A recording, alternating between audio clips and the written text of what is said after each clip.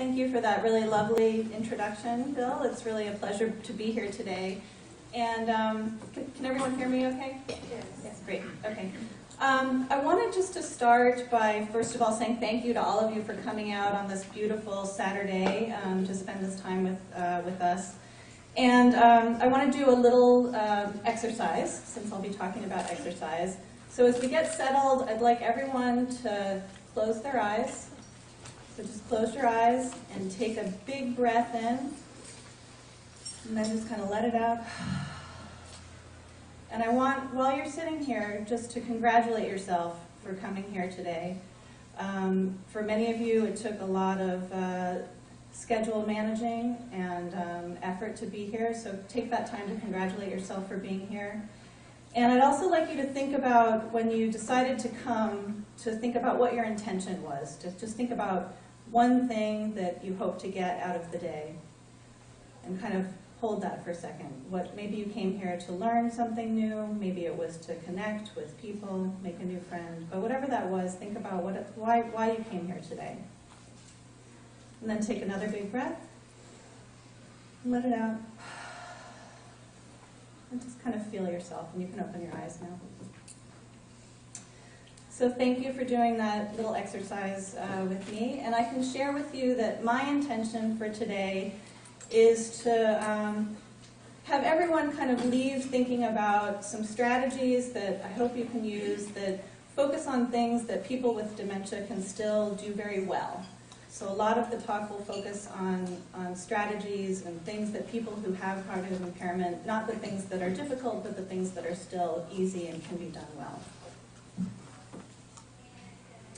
So this is an overview of what I'll be talking about. I'm going to start with some background information that Bill already talked about, but just putting the global dementia epidemic that we're facing into perspective.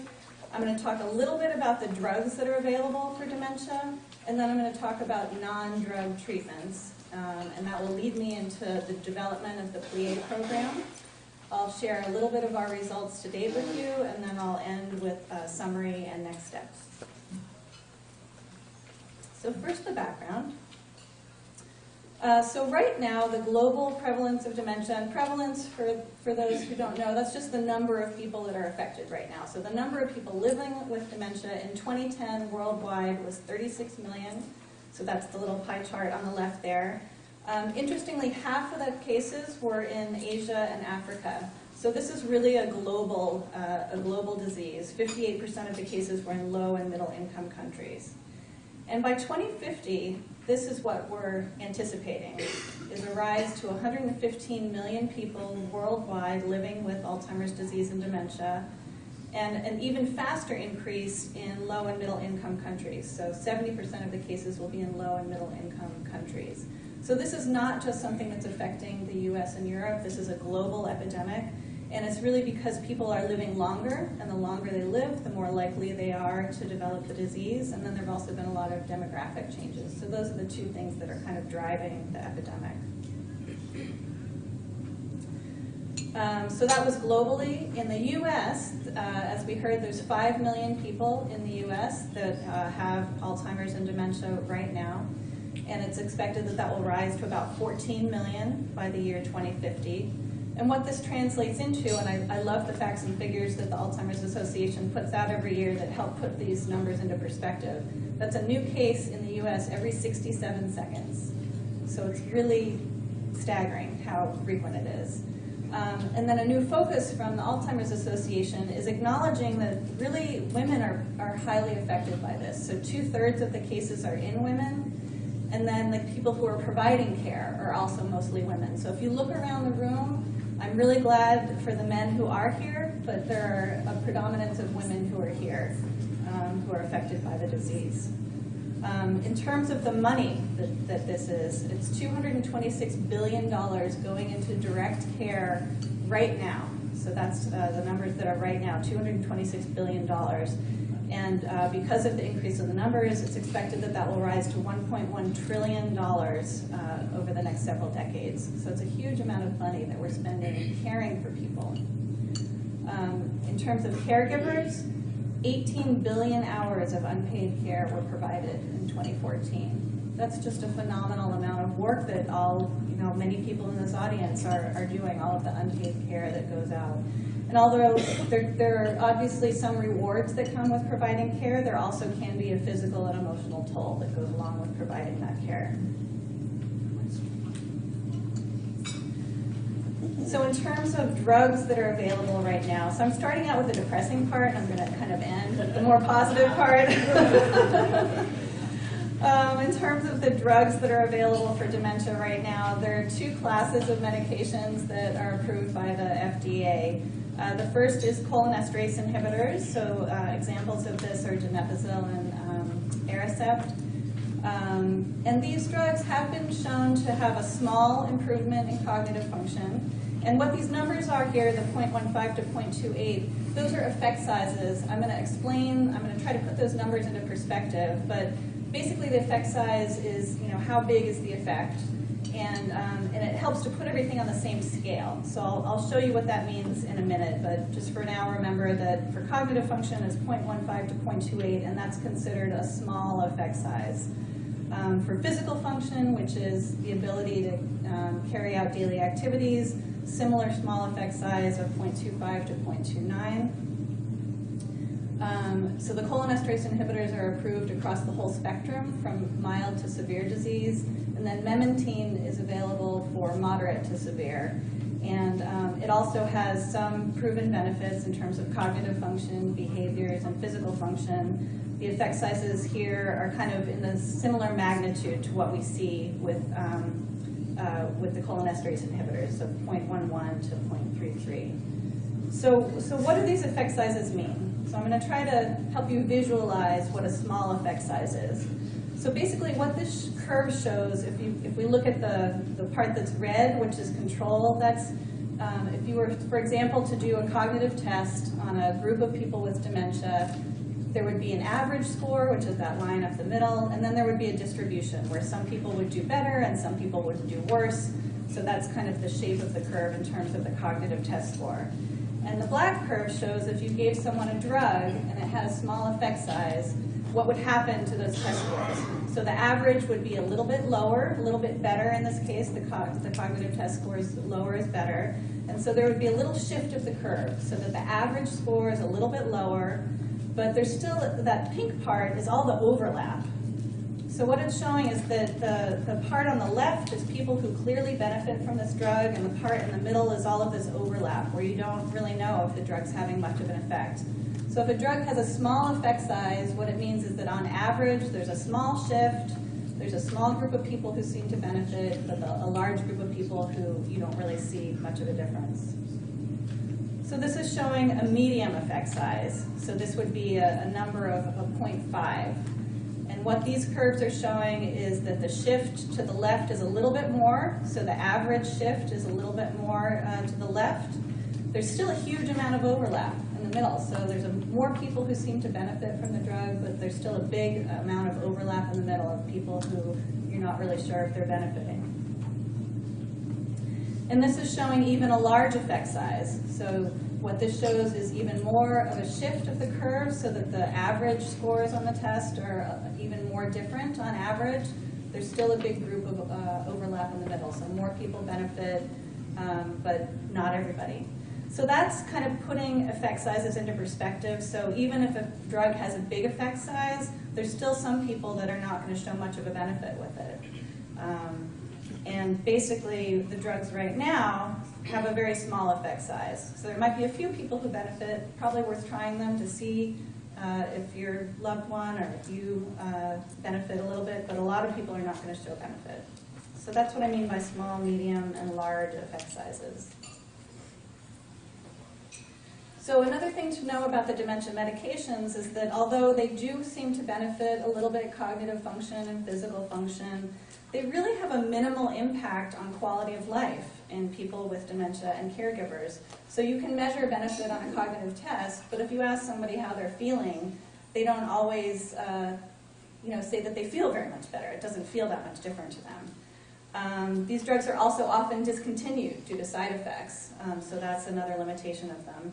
And then fundamentally, the drugs that are available right now, they don't change the disease course. So even if somebody has benefit, you take them off the drug, they go right back down to where they would have been if they'd never been on the drug. So it doesn't really change the course of the disease. It just has a little bit of a symptomatic improvement. So there are a lot of new drugs that are being tested, and the Alzheimer's Association is really at the forefront of supporting this. Most of the new drugs are being targeted at prevention. So the idea for the newer drugs is that you identify people who are high risk based on either their genetics or because they have amyloid in the brain, for example, so they don't have symptoms yet, but they have some evidence that they might become symptomatic, and then you give the drugs to prevent instead of to treat. So that's where most of the drug treatment is going on right now. So there's a real gap. There's a real gap in what in the resources that are available, and there's a critical need for strategies to help people who are living with dementia right now. And so that's what I'm going to hopefully talk about today, what I will talk about today, in terms of the non-drug treatments.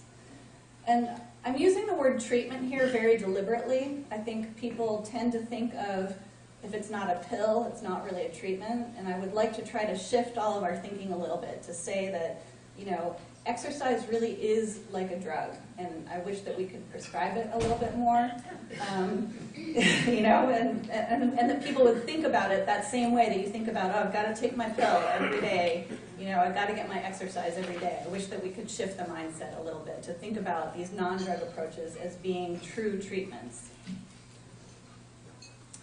So with that perspective, I'm going to now summarize what the effects are of some of the non-drug treatments that are available. And so the first thing I'm going to talk about is exercise. These slides, the next few slides, are actually focusing on meta-analyses, which is combinations of lots of different studies. I think that these are very powerful because one study can have biases, but when you start looking at a whole body of evidence together, that's when you really start to realize the impact of the evidence that's out there. So for exercise, there was a very good meta-analysis done recently that identified 16 randomized controlled trials that had a total number of people with dementia of 937. So that's a lot of people who have been in these studies now. Most of these exercise trials were focusing on walking, balance, and strength training. And most of them were actually in institutional settings, so not at home, but in an institutional setting. Nonetheless, when you look across those 16 trials, there's a clear effect of exercise in terms of physical function. So there's a clear evidence that exercise improves physical function, and what I mean by that is the ability to perform basic daily activities. And the effect size shown up at the top is 0.68. So if you think about the drugs were all kind of 0.1 to 0.3, so this is twice as good as more than twice as good as the drugs that are out there in terms of improving physical function. So just to give you a sense of the magnitude. Some of the exercise trials have kind of hinted that there might actually be improvements in cognitive function. This has been seen in healthy older adults that exercise improves cognitive function. Here, it wasn't quite statistically significant, and there's a lot of the trials are not consistent. So I don't think there's a clear benefit there, but there's kind of a hint that exercise might improve not just physical function, but also cognitive function. But the other three lines there, quality of life, mood and behaviors, and caregiver outcomes, exercise actually doesn't seem to have much of an effect there. So it really seems like if you do physical activity, it improves physical function, which kind of makes sense. So here's just two of the better studies, I think, that are out there looking at the effects of exercise. This was a home-based exercise program, including caregiver training. And the top line shows the people who, the physical function and the people who went through the intervention, and the red line shows people who didn't get the intervention, so usual care control. And what it shows is that the people who got the exercise intervention, which really wasn't that much, it was 12 one-hour in-home sessions over 3 months, and the goal was just to get people exercising 30 minutes a day. So it was not a huge intervention. But the people that went through that program tended to have stable physical function, and the people in the red tended to decline. This is also kind of showing it's not a huge effect, but it's definitely there. This was another study comparing home to group exercise. So a question that people often have is, exercise is great, but do I need to go to a class? Can I do it at home? So this was a study that actually directly tested that. So the red line is showing the usual care group. You can see a decline in their physical function over 1 year. And then the blue and the green lines are the home and the group exercise groups. And you can see less decline in those two groups, and they seem to be about the same. So it seems like both home and group exercise seem to have beneficial effects. And here the intervention was for 1 hour, 2 days a week for a year. And it was focusing on getting endurance, which is getting people up to walk, balance, strength, and a little bit of executive function training. So that's, those are the two studies looking at exercise. What about cognitive training? So here again, there have been a lot of studies recently, and there's really two main approaches that people have looked at for cognitive training. One is actually training the ability that's affected. So for example, if someone is struggling with memory, you actually teach them techniques to try to remember words or practice learning lists of words to train that memory function. There have been 12 trials now with 383 people with dementia included. And it's interesting to note that that approach does not seem to work. So I think that's important to know. We want to know things that do work and don't work, right? So it's interesting because in healthy older adults, that approach really does work. So that you can definitely, if you take a memory training class as a healthy older adult, you can improve your memory, and that's very well established. But in people who have dementia and cognitive impairment, trying to teach the thing that's not working does not seem to work very well. On the flip side, the other approach that's been used is more of this social model. So it's cognitive stimulation, but in a social setting. So an example here is kind of this, it's called reality orientation. So it would be, for example, a group of people sitting around together, having coffee, talking about current events, reminding people what the day of the week is, who the president is, things like that. But in a more social setting, so a little less of the pressure of trying to train for this cognitive task, a little more fun. And there have been 15 trials of that kind of cognitive social stimulation approach with 718 people. And that approach does seem to work. So what those studies are showing is that there's an improvement in cognitive function and in self-reported quality of life with this kind of cognitive social stimulation model. The effect sizes shown are around 0.4, so that's in the kind of small to moderate range in terms of the impact. It's still substantially bigger than what you see with a drug, and it's affecting quality of life, which the drugs don't tend to do. So that's sort of the cognitive social stimulation model. Another thing that's gotten a lot of attention recently is music. So can I just see a show of hands for people that saw Alive Inside? Oh, fabulous. Yeah, that was just so powerful, I think, just a powerful example. And there have been, in addition to that documentary, which was amazing, there have actually been 20 trials looking at the effects of music in people with dementia, 651 people included in those trials.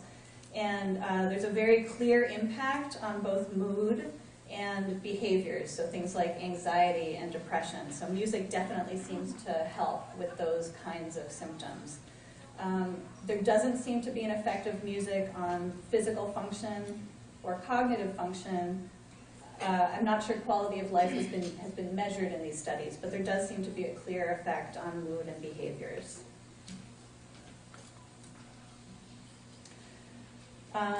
And so there's also been a lot of studies looking at education, and mainly this is caregiver education. And here again, it seems like caregiver education does seem to improve caregiver quality of life. It doesn't always have an effect on the affected individual, however. So it helps the caregiver, but not necessarily the affected individual if it's the education just by itself. So I hope what you're starting to see with how this is laid out on the graph is this kind of the thing that you intervene on might have targeted effects. And so what we really would like to see in most cases is a combined approach that would have an effect across all of these different domains. So for most people, For some people, you might say, I just want to improve their physical function. I don't care about these other things. But for most people, we'd like to see improvement on all of these outcomes. And to get that kind of improvement, what we need is a combined approach. So it's not just one thing. It's really a combination of things.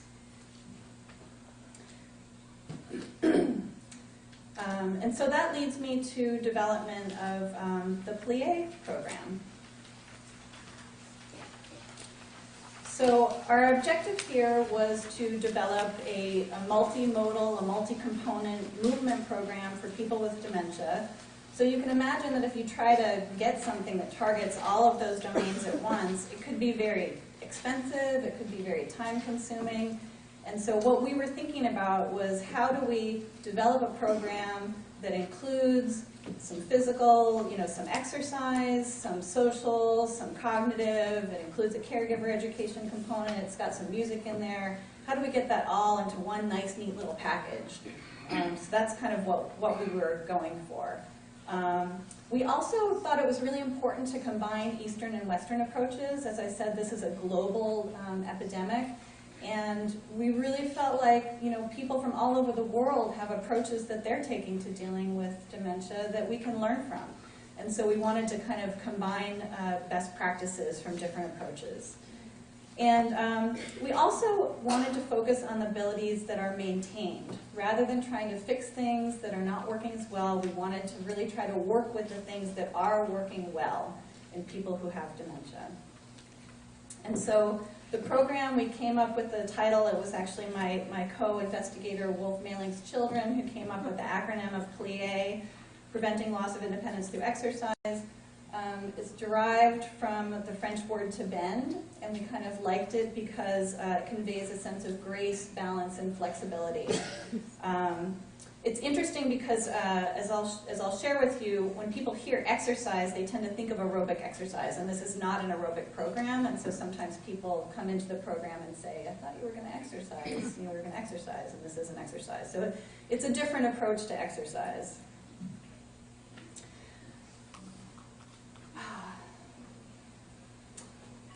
So there are a couple of key elements of the program. And these are kind of the things that I would like to take home today, for you to take home today. So the first key element is muscle memory. And what do I mean by muscle memory? Muscle memory is that thing where your body just automatically does whatever it is without your brain even being involved. It's scary to say it, but for many of us, this can actually be driving. You can realize you're driving your car and your mind is off somewhere else, and you suddenly look up and realize that you haven't been paying attention to the road. So that's probably not the best example. I notice it when I'm entering my password into my computer. My fingers just know, and then I have to change the password every 3 months because I'm at the VA, and my fingers keep getting it wrong for a while because they're automatically programmed until I kind of retrain them to get the new password. People talk about riding a bike as being like, once you learn how to do it, your body just knows how to do it. It's those kinds of things that your body just you don't need your brain really you don't need to cognitively think about how you're going to do this. Your body just knows what to do. And that part of the brain is actually very well maintained in people who have Alzheimer's disease. It's a completely different part that's largely unaffected. And so we try to capitalize on that by retraining the movement sequences for basic daily movements. So we focus on the sit-to-stand transition because that is just such a critical thing for many older adults.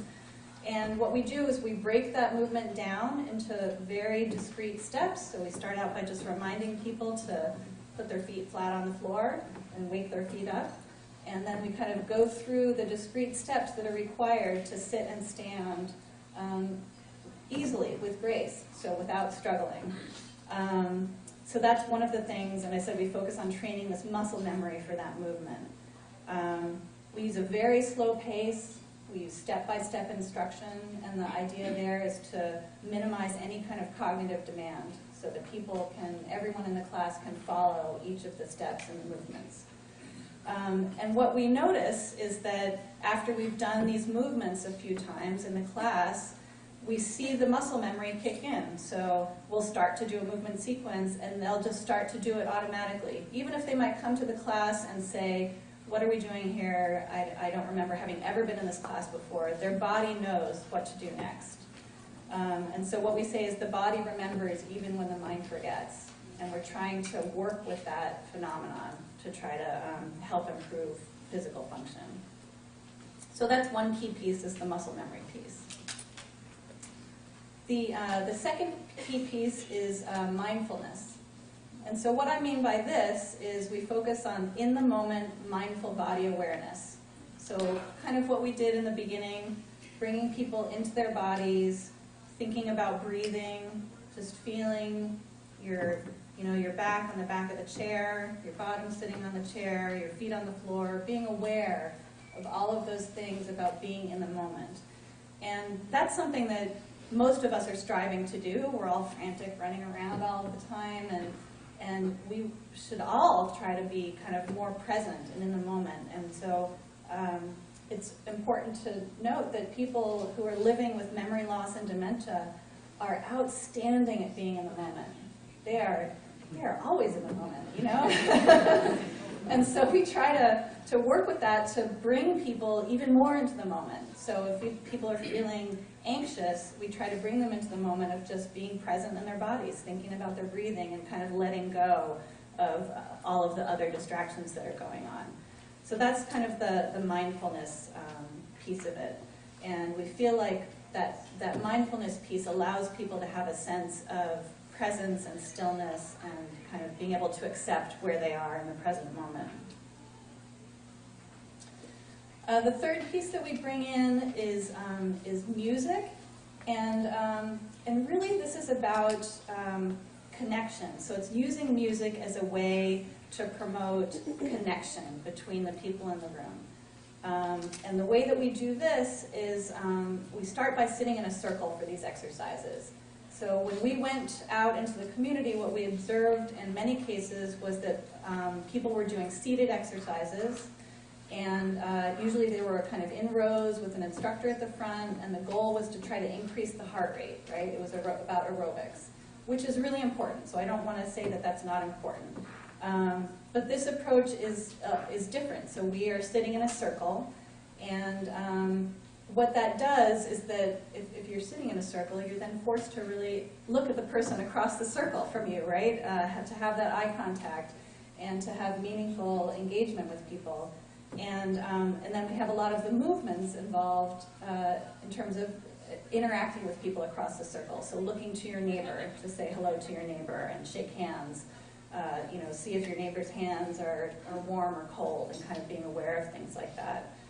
So we try to promote social engagement by being in the circle and having shared movement in the circle. And then we bring the music in to increase that even more. And we try to have the musical selections. We don't have music during the whole class, just for certain parts. We ask people what their favorite songs are to have the music be meaningful to them. That really came out in the Alive Inside movie, was that it had to be meaningful music. And so we try to bring in important musical selections that are personally meaningful to people. And what we notice is that when we bring in all of those things and create space, when the music is not playing, or even when it is playing, people then start to have conversations around the music or around the movements, and they start to connect more with each other in a truly meaningful way. And the point that I wanted to leave everyone with here is that people with memory loss, you can imagine if, the words can be confusing, there's all these words flying around, and it's hard to remember what they are, they just kind of float away. And so people who are living with memory loss rely more on the nonverbal and the emotional cues. So it can be the music, but it can just be if you're in a room and you see somebody who's sitting there with a big smile, they look happy, you're listening to good music, just that by itself can promote this positive feeling. So it's less about the words and more about creating that positive environment. And music can help with that. Another key element is what we do involve the caregivers. And so the way that we do this is first, at the beginning of the program, we do an initial goals assessment. And so we ask the caregiver about each person in the program to know what their personal background is, just to get to know them a little bit better, what would motivate them, what might not motivate them, so we have a clear understanding of that, what their goals are. And in addition to that, we do a monthly home visit with the caregiver, so our exercise instructors actually go out into the community, into the homes, and show the caregivers these movements, so that if they, our hope is that they start to do them at home as well. And we have a little illustrated booklet, and we're starting to create little videos that we hope people can use to do the movements at home. And the reason we do this is that other studies have found that people can be more motivated to engage in exercise or different activities if it's personally meaningful. So exercise for the sake of exercise is hard to convince people to do, but if it's personally meaningful to them, then it can help encourage people to actually go out and do it. So this is kind of an overview of the class structure. I know the slide's a little bit busy. I apologize for that. So we start out with greetings. People come into the room. We, we introduce, we share names with every class. Introduce, just say hello and sit in the circle. And then there's a brief body awareness section where we have everyone just kind of self-massage to become more aware of what their bodies are, or to bring them into the present moment. There's then some seated exercises, so it's upper and lower body movements to increase that body awareness and to prepare for the sit-to-stand transition. We then do some standing exercises, and that's to promote balance and connection. And then we end with closing and appreciation. So we invite people to share things that they appreciate, either in the class or outside of the class, just to share appreciations. So this is a video. We're kind of low budget at this point, so this is an older video, and hopefully it will play for you. It just gives you a sense of what the program is like. Well, hi Lee, how are you? I'm all right. I keep myself busy. How are you, Jack? Okay. Yeah? Running around doing a bunch of stuff. Hi, Olive. Hi. How are you doing? Oh, fine, thank you. Yeah, good to see you. Okay, shall we start? We'll do a little rubbing of our hands. Yeah? Yeah. Rubbing of our hands. That's it. And then do a little interlacing like Jack's doing. Interlacing. Yeah, that's nice. Jack's doing some complex interlacing. That's right. And Dolores does a little like this. Oh, very nice, Lee. Yeah. Okay, and how about give your arm a little rub? That's nice. A pat. We can pat. Exactly. That's all we're doing. We're just checking to make sure it's there. And how about under your arm? Let's check to make sure the leg's there. Legs there. Your neck. Oh, that's nice. It might feel nice to rub your neck. And as we inhale, we'll inhale up, and you can go around your neighbor. Inhale, and then we'll make a sound. Ah, very nice. And again, so we'll make an inhale up, and make a sound, so kind of ah. Close your eyes and let your eyes rest. Yeah, and then you notice your breathing.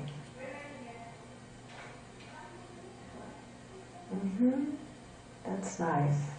That's a nice deep rest.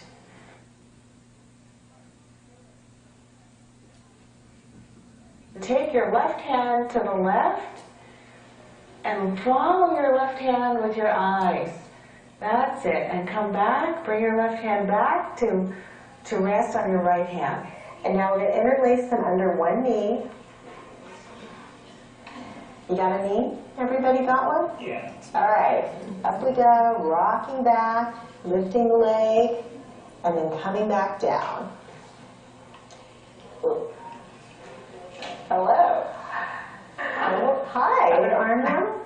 Which arm did we do? I did my right arm. I'm going to go to my left. You're going to your left? Okay, here we go. All right, in we go. Hello, did you get everybody? Yeah. Okay. Now slide a hand off your leg and come into the center. Which one? That one. Okay, great. And then back.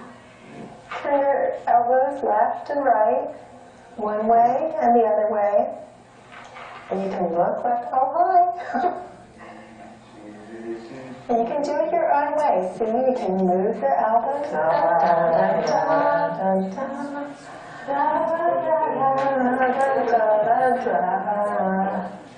And then take your elbow towards each other. We're not going to do it today. Yeah, we're so far apart. That's true. Or we could hold our elbows. Let's try that. Do you think? Can we make it? Maybe if I go towards you. Oh, we got it. Oh, can we get it? Now you two are a little far apart because I was fast. 1, 2, 3, pull. 1, 2, 3, pull.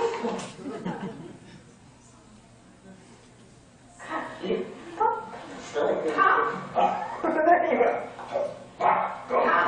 go. My body is too heavy for me to put up with it, you know? Ow. I'm going to show you a little trick. If you swing yourself forwards, you can pop up. Want to try it? I'll help you. What shall I do? Just swing forwards and pop up. That helps, sure, with your help I can do it. All right, you try it on your own. Ready? 1, 2, 3. Pop. Pop. Head come forwards. That's it. Oh, wow, that's interesting, Lee. You rocked out of the chair. It's watch from now on. I think we all deserve a rest. And we're going to just let our knees bend just a little bit so we go down. That's it. And then up on our toes. Oops, up on our toes. Up, down, and up. Okay. Oh, it's time to sit down.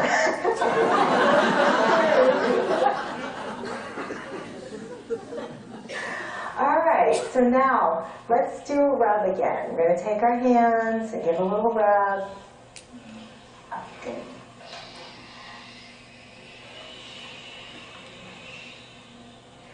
Now very slow, very, very slow. Here we go. Up we go.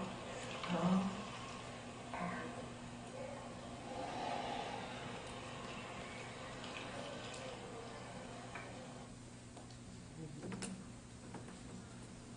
Is there anything that you appreciate? I appreciate the fact that we all get together, amuse ourselves. Yeah. Well, all I can say is I appreciate that I am here being with all of you, and this is a wonderful time to be together. Thank you. Okay.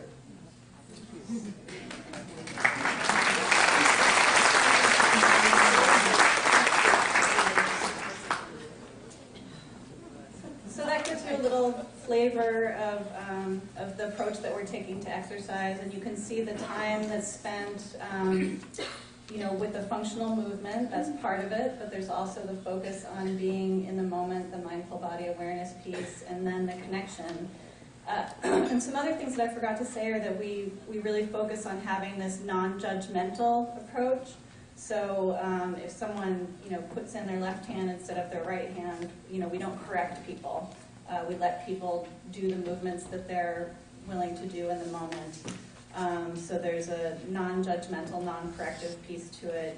And then there's also, you saw the instructors kind of building on what the people in the class were doing a lot. So responding to the movements that they did and letting them take the lead. And that's also a big part of it, is giving them the opportunity to lead in different parts of it.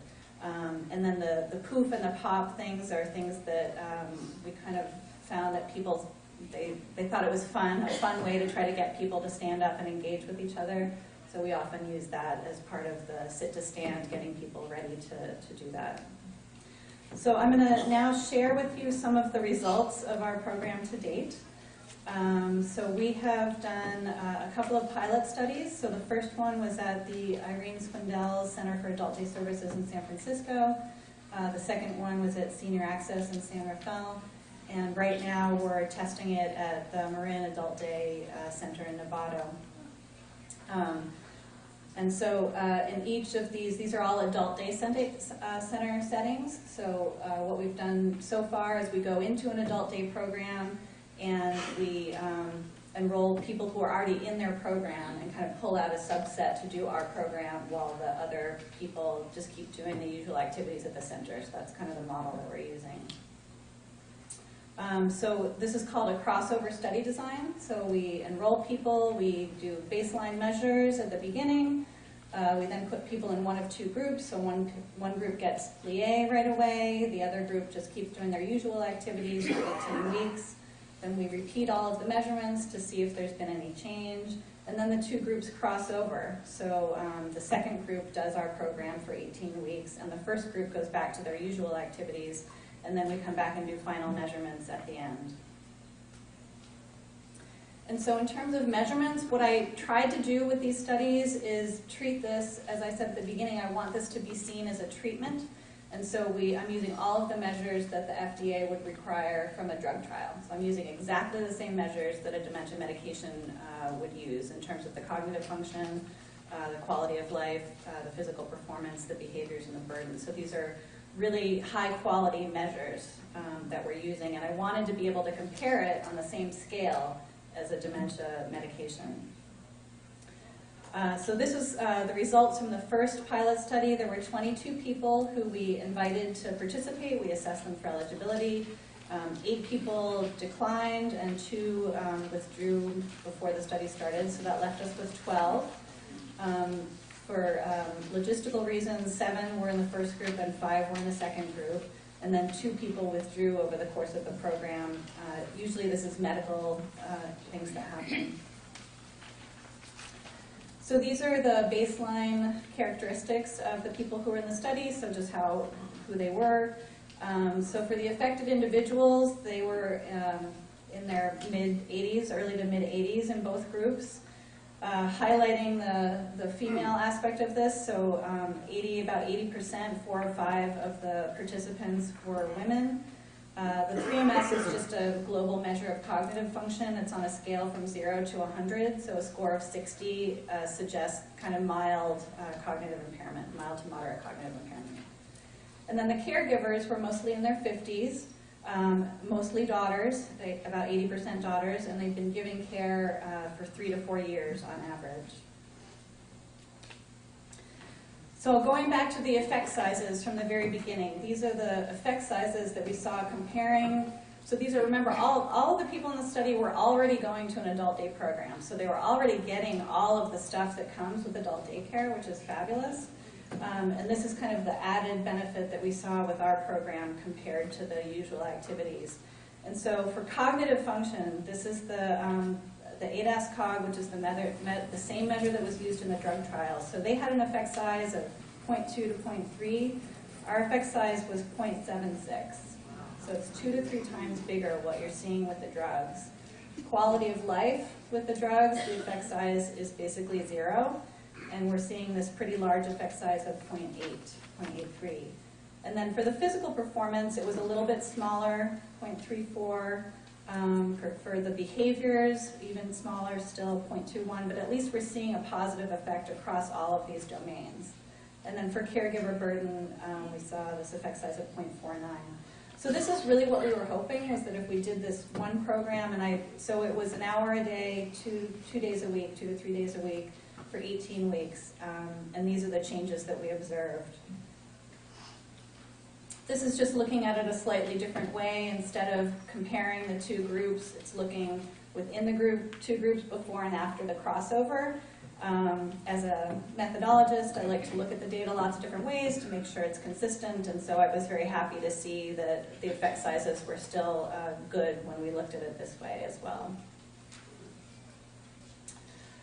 So I know that for many of us, the numbers, I'm a numbers person, so I really like to see the numbers, but for a lot of people, the numbers don't mean as much. So we also looked at the qualitative data, the stories behind the findings. And what we saw here was really interesting changes in 3 different domains. So we saw functional changes. So this was based on notes that the exercise instructors took, as well as a couple of videotaped classes so that we could actually compare the videos at the beginning and at the end. So what we observed was increasing awareness of bodily sensations. So the first time we tell someone to, feel their body or, notice what's going on, they don't really get it, just like, most of us. It doesn't really make sense. And then as they start to practice it more, they are more able to describe how they're feeling in the moment. They can actually, use words to describe their bodily sensations. We observed that movement memory, where people would anticipate the next move. Their bodies would just start doing the next movement, even when they didn't remember cognitively having been in the class before. And then we did observe increasing functional skill. So the sit-to-stand movement, we observed that people, as they practiced that movement, the way we were teaching it, it became easier for them over the course of the study. In terms of emotional changes, we also saw improvements there. So a big one was acceptance of resting. So, thank you. So a lot of people, when they first came into the program, were very skeptical. We would start out by having them focus on their breathing, and they would be really wanting to get on to the next movement. They didn't want to rest. They wanted to move on, which is how a lot of us are. It takes practice. And what we observed over time was that there was greater acceptance of just being present, and people started to say things like, I feel peaceful when I'm doing this class. We also noticed that the movements, just like the music, triggered these stories, these memories. So an example was we do an airplane movement. And for one of the people in the class, she told the story repeatedly. She had been a flight attendant, and someone died on her plane.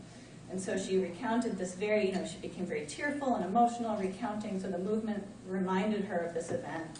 And then in each subsequent class, she would retell the story with additional details and less emotion. So it seemed like it was helping her to kind of process this old memory.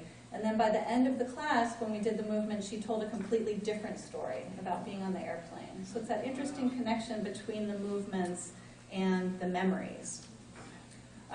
We also observed an increasing appreciation of the PLIÉ program. As I said in the beginning, people are often skeptical, and by the end, they're often saying, can we do this at home? I really like this program. How can I do this at home? In terms of social changes, we did observe a decline in anxiety.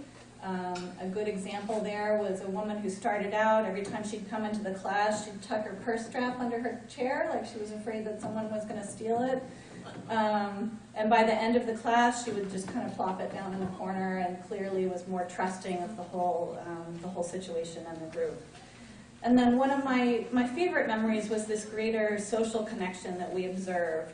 So again, these were all people who were at this center, so they're together all day and have been together all day, but they don't necessarily connect with each other.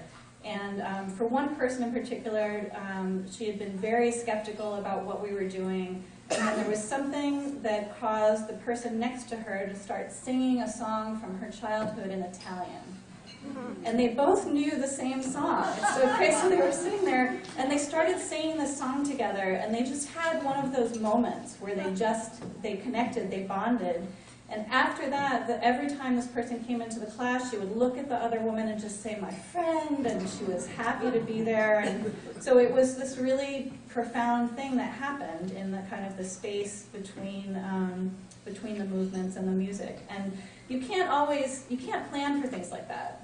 Things like they just happen, you just have to create the space for it. But those are some of the things that we observed in this class.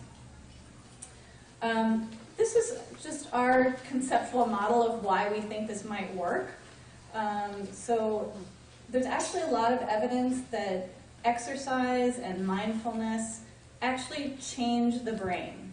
So they literally, you can see new connections growing in the brain. And so that's seen just in people with mild cognitive impairment. It's seen in people who are healthy older adults. It's been less studied in people with dementia, but we're actually adding a study where we can look at this in our study. So we believe that these exercises are actually changing the brain, the wiring, to cause some of the changes that we're observing. Physical changes seem kind of obvious. You know, we're trying to improve strength and balance and mobility, and those could have a direct effect on physical function, which could then have an indirect effect on cognitive function and quality of life. And there could be other changes with mood. There could be improvements in sleep with some of these movements. And then pain is not often talked about, but the increased in flexibility that we're promoting could actually cause a decrease in pain that could also affect quality of life. So there's lots of what we're trying to do is target all of these things kind of at once with one program. So in terms of summary and next steps, as I shared at the beginning, there's a global dementia epidemic that's underway, and the current dementia drugs have very small effects and don't change the course of the disease. There is growing evidence for these non-drug approaches, and as I shared with you, there's good evidence that exercise improves physical function, that cognitive and social stimulation improve cognitive function and quality of life, that music improves mood and behaviors, and that this multi-component approach seems to be the best way to get the most bang for your buck, if you will. And so we've created PLIÉ as a new movement program for people with dementia, and I'm wondering if someone can tell me, so there are 3 M's that I tried to highlight. Can anyone tell me what one of the M's is in terms of what we're trying to improve? Mindfulness, good. Memory. Music. Okay, mindfulness, music. Muscle memory, good job. All right, muscle memory, mindfulness, and music. So those are the 3 things that we're kind of focusing on. And what I wanted to highlight for you is that these are the 3 things, or there are other things obviously, but these are 3 things that are really well maintained in people who have cognitive impairment. And so focusing on the things that are easier to do instead of the things that are harder to do might be an effective way to help people. So our pilot study results suggest that PLIÉ may improve cognitive function, physical function, quality of life, and caregiver burden in people with mild to moderate dementia. And I'm very happy to report that we're doing a bigger study now. So those were, studies in just small numbers of people. So we're doing a VA-funded study of PLIÉ at adult day centers that serve veterans. So we started, we're halfway through the first site, which is in Marin. The second site will be the Institute on Aging in San Francisco. And there will eventually be a site in Daly City at the Mills Peninsula there. So if anyone is interested in being put on, I will register this. I think it is in the trial match program. So you can always do that. But if people are interested in being on our list of people to contact for this, just on a little note card, if you could put your name and contact information, that would be great. Also, I'm really excited to say that we're adapting this so that caregivers, so everything we've done so far has been in the adult day center. But most people don't go to adult day centers for a variety of reasons. And so we want to be able to adapt this so that caregivers can do it at home.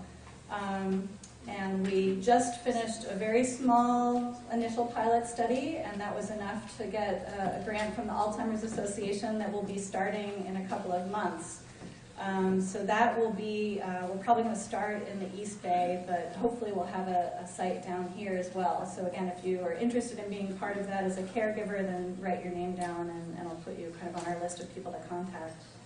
And then we are adding an imaging component. So Linda Chow at the VA should hear soon. She has a small pilot grant, but we're adding the imaging to actually see if we can show those brain changes. Because for some people, they don't believe it until they see the changes in the brain. So we're hoping that we can show them some pretty pictures.